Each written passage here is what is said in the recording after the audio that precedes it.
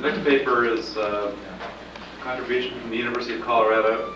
The title is Isotopic Identification of Surface Reaction Sites and Site Transfer on Nickel Alumina Catalysts. The authors are J.L. Falconer, P.G. Guzle, and K.M. Bailey, and John Falconer will present the paper.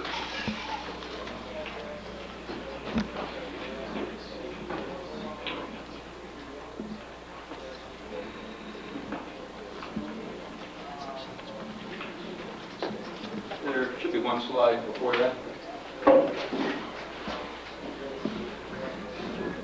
No? Okay. Even trying to cut this down to 10 minutes or so, I've got the wrong slide. What I want to try and do is describe basically a couple of things to you. And that's trying to explain some results on temperature program reaction that we see and showing the ability of isotopes to be able to label sites on the surface of a supported catalyst. So the approach that I'll use, and mainly what I'll talk about in this short time, is some temperature program reaction experiments on supported catalysts, atmospheric pressure. Fairly simple idea of the experiment, just absorb carbon monoxide and then heat the catalyst and hydrogen. Observe the methane that forms as a function of temperature. Then I'll briefly describe some temperature program desorption experiments. The difference here from the normal ones is we're co-absorbing CO and hydrogen together at higher temperatures, and so it changes quite a bit in what we see. The other main aspect now is by using carbon-13 for labeling the CO, we can try and label these, what we see as two distinct sites on the surface using different isotopes of CO by an interrupted reaction. Well, I got the slide. This is the first slide just to show you what the temperature program reaction experiment looks like. I'll show you a few of these. Basically, we're looking at rate of methane formation versus temperature. And when we do this experiment on a nickel alumina catalyst, the interesting thing is that we see two very distinct peaks, quite reproducible, a number of different catalysts. And what I'd like to do is explain why we have these two distinct peaks, since this doesn't happen, say, on nickel silica catalyst, but it happens on a number of other types of catalysts. And then see if we can actually label, if these are really corresponding to different physical locations on the surface, we should be able to label this one with, if it's from CO hydrogenation, label this one with CO13, and then hydrogenate that, well, label this one with CO12. And then look at the interaction between these physically different sites on the surface. So the approach for the first experiment, I'm going to show you a different catalyst than that previous slide, just that was an easy one to show you what the general procedure. But the important thing about this slide, the standard temperature program reaction, is that when we carry out this experiment, we see two peaks. The number of micromoles catalyst that we see is 60, and that's the main purpose of pointing out this slide. Let's look at the different catalysts, so the relative ratios of these peaks are different. But this corresponds to the 60 micromoles. This is temperature in degrees Kelvin. The idea then is if we heat up the catalyst to about 460 Kelvin, basically react off this more active CO that goes to methane, cool the catalyst back down, in those vacant sites absorb CO13, and then carry out our normal temperature program reaction, we should be able to see one peak due to CO13, one peak due to CO12, if they're due to physically distinct locations on the surface. And we sort of see that, and let me tell you exactly what happens. This is the idea of trying to separately label these two sites. So we saturate at room temperature with CO12 just by pulsing CO12 till we see no additional absorption in hydrogen flow. Then go to 460, react off, see methane forming, and stop and very quickly cool once we reacted off some of the methane. Then absorb additional CO13, again at room temperature. Well, one of the results is as we expect. Indeed, the CO12 is basically only in this high temperature site, but the CO13 is in both of the sites. And the other thing that we didn't expect is we reacted off about 20 micromoles. Remember, 60 was the number of micromoles in this previous slide. We reacted off about 20 micromoles. So on the subsequent heating, we see about 40 micromoles of of CO12 reacting to methane.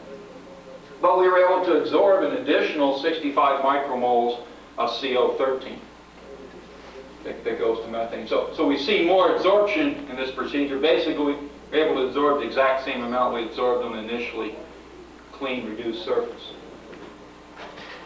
And the result looks like this. The dash curve is the 13 methane, the solid curve is the 12 methane, and the solid curve is pretty much like you might expect. We heat it up to the point where we reacted off the low temperature methane.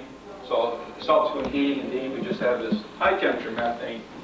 However, when we absorb CO13 and what we would think would be now the vacant sites, we see that on heating, we have quite a bit again of this high temperature site. And what's happening here is a transfer process on the surface, and the isotopes, I think, show fairly clearly that's happening.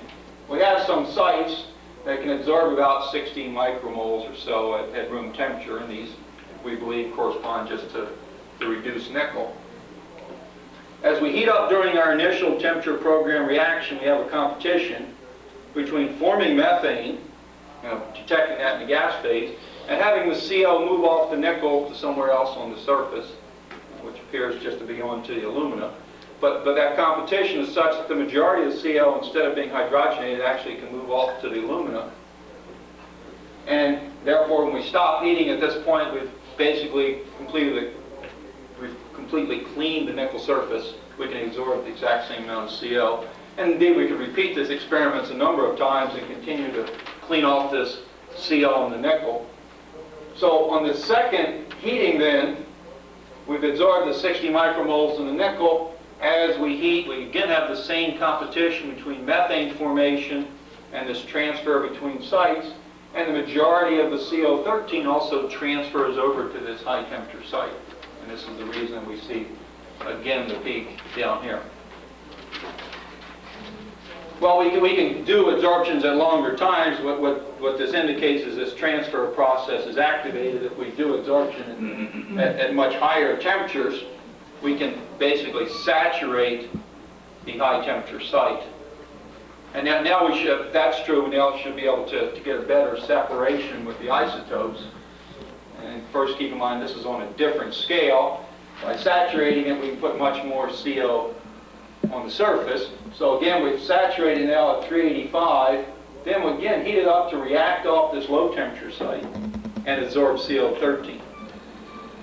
And so when you keep in mind that the scales are quite different, you can see now most of the CO13 is in this low temperature site. It's quite different peak temperature between the high and low temperature sites.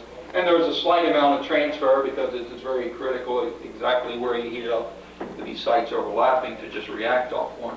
But now we can see clearly that we have this transfer process. When we saturate the surface, we don't get much transferring to the high temperature site during the reaction. The other question, if this is really a transfer between sites, does it go in both directions? And what we tried to do is look at a way of seeing if it now transfers back. In other words, can we react off the low temperature CO and now move the CO that's in the high temperature site that mix on the alumina, move that back to the nickel. And this is an experiment that appears to do this. So the idea is that it looks very similar to the temperature program reaction where we interrupt after reacting off some of the low temperature or all of the low temperature CO. The rest of the CO is transferred. But then the difference is once we got to 460, we switched the flow to helium and cool down in helium rather than cooling down in hydrogen. And then we absorb CO13. Everything else is the same as this earlier experiment. The result, however, by heating in helium is quite different. The two things to notice is when we do this experiment and now we absorb at room temperature, we can only absorb 40 micromoles of CO13 instead of the 60 or 65 micromoles that we see in the experiment where we cool down the hydrogen. And now you notice that even though we reacted off all of this carbon-12 CO by heating the 460, we still see a significant amount of CO12 that's being hydrogenated at the low temperature. So we've heated up previously, reacted all this off, but now by cooling in helium, what we've done is transfer all the CO back to the nickel surface. And the reason I say we transfer essentially all of it is because the total of these two corresponds to about what we can absorb on a clean nickel surface. So the idea is, in the experiment where we're cooling hydrogen, we can absorb a lot more total CO because we've moved all the CO off the nickel. In the experiment where we cool helium, we can absorb significantly less. And you see then during the temperature program reaction, both 12 and 13 CO, of course, transfer up in the same way as during the normal experiment, and their distributions are fairly similar to each other. Okay, so the idea, the point I'm really trying to make here is what we think we're looking at is an activated process where we can transfer CO from nickel onto alumina. It's faster at 385 compared to room temperature, significantly faster. And however, the activation energy is such that if we heat very rapidly, we'd mostly make methane. If we heat very slowly, we could transfer all of it and only see high temperature methane. So the activation energy for this transfer process is smaller than the activation energy for methane formation on nickel. Indeed, like I said, the slides I showed you are about 1 degree per second. If we go down to about 1/10 of a degree per second, we'll only see that high temperature peak in the temperature program reaction experiment. The transfer process requires hydrogen, and indeed in the absence of hydrogen in the gas phase and by desorbing hydrogen off the nickel, we actually have the reverse transfer process. So the process is activated, but it doesn't occur at 385 unless hydrogen is also present in the gas phase. And then we can saturate the surface and get no more transfer. The last piece of data then is trying to explain what the CO looks like on nickel. And the idea is trying to relate temperature program desorption to temperature program reaction. Or in this case, the temperature program desorption is where we co-absorb CO and hydrogen together on the catalyst. I'm just showing you one slide here. This is where we absorb at 385 Kelvin, so we, if you like, occupy that site that corresponds to the high temperature methane peak, namely putting the CO on the nickel. When we desorb now, we see CO and hydrogen desorbing essentially simultaneously from the catalyst. And these look quite different from individual absorption of CO and individual absorptions of hydrogen. They also look very different from co-absorption of CO and hydrogen just at room temperature. So we see a different desorption peak. We get quite a bit more desorbing than the individual desorptions. And the desorption really occurring essentially the identical temperature, as if we're decomposing some intermediate on the surface, and it very quickly gives us CO and hydrogen. So, keeping on time here, I think, let me just summarize by saying what we're looking at is two sites on the surface, which appear to be nickel and alumina, and then looking at the transfer, the interaction, the communication, if you like, between molecules on these sites. The transfer to the alumina is activated, requires hydrogen to occur. In the absence of a hydrogen, we can get the reverse transfer occurring. So during normal temperature program reaction, we have a competition between methane formation and the transfer, and so the heating rate determines quite a bit what these TPR results would look like. The desorption of hydrogen off the surface allows this reverse transfer so that the CO moves back to the nickel. And I think by using isotopes, we can see things that would not be able to easily see in other experiments. We can actually separate and put one CO-type molecule on one site, one CO molecule on the other site. We don't just get a complete isotopic mixture, equilibrium mixture by any means. The surface on the alumina then is some sort of complex. I've written this down here just because this is the approximate stoichiometry of the CO and hydrogen coming off, but that's the only reason for writing that down there. And the decomposition of this complex appears to limit the rate that methane forms in this high temperature site because of the temperature where the complex decomposed corresponds to this high temperature methane site. Thank you.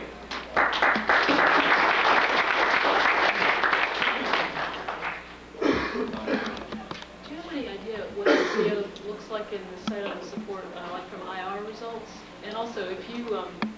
there's some sort of an HCO complex. Doesn't it seem like you would see some oxygenated products like methanol or something if it's some...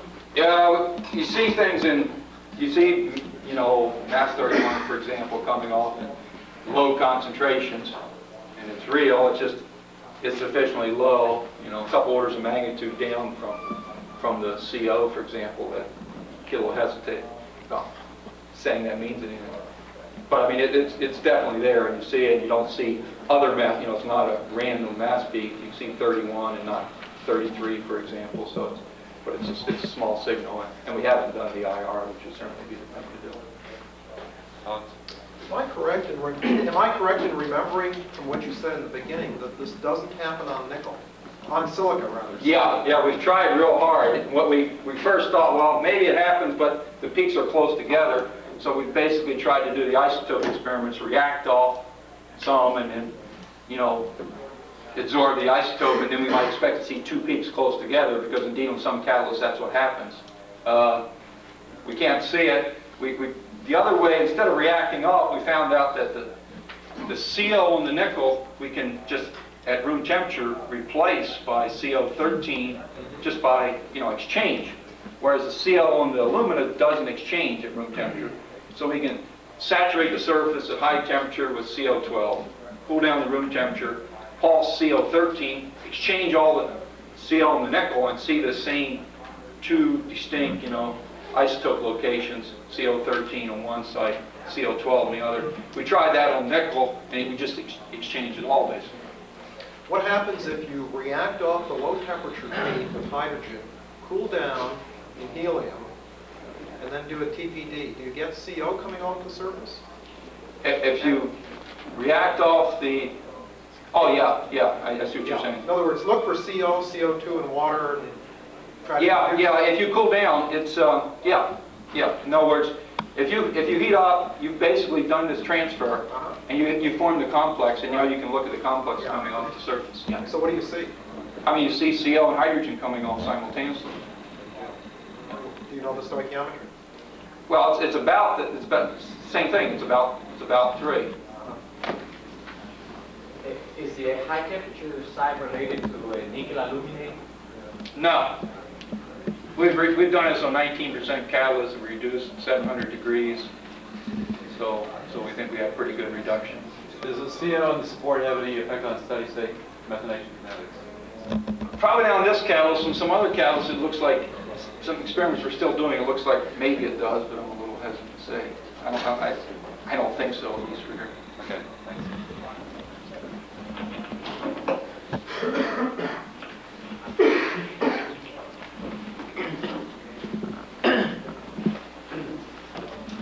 The next paper is the